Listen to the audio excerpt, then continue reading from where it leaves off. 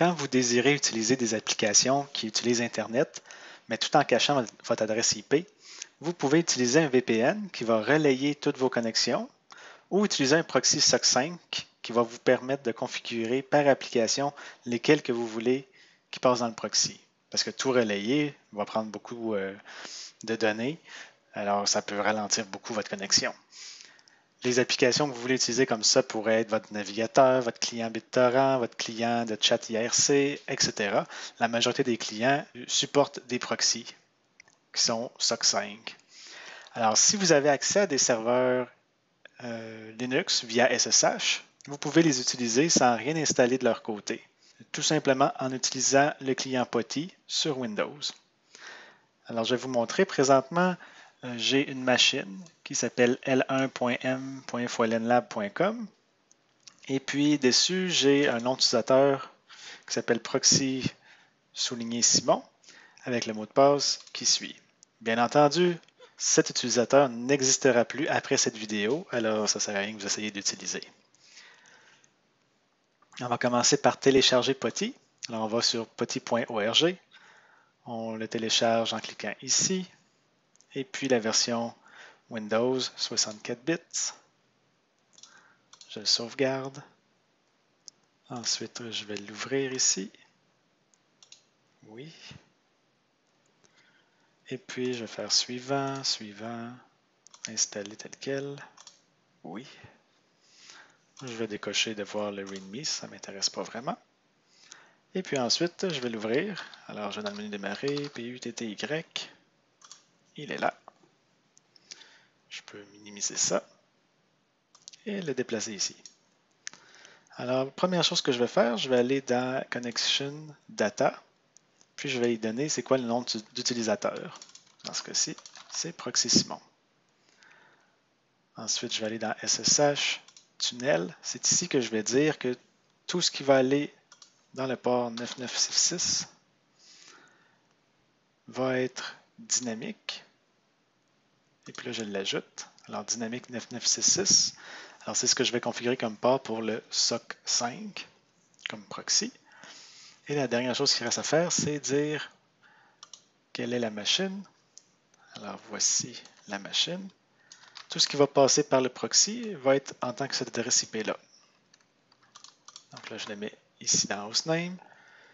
Je peux le mettre dans Save Session comme ça, faire Save. Et puis là, il va apparaître ici.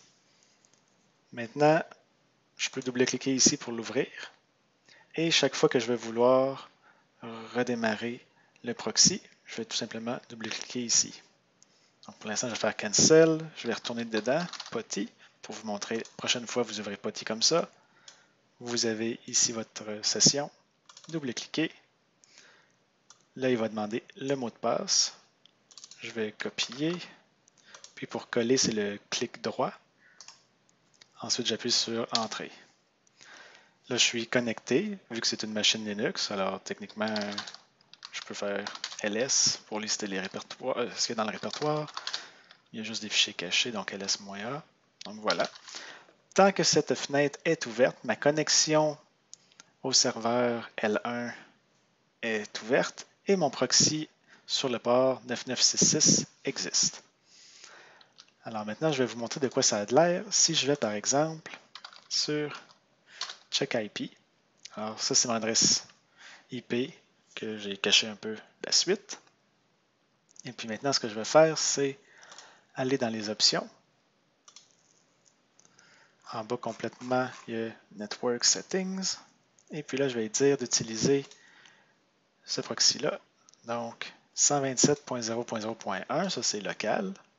Le port 9966 que j'ai mis, je lui dis que c'est SOC 5. Puis je veux que toutes les requêtes DNS passent par le proxy aussi.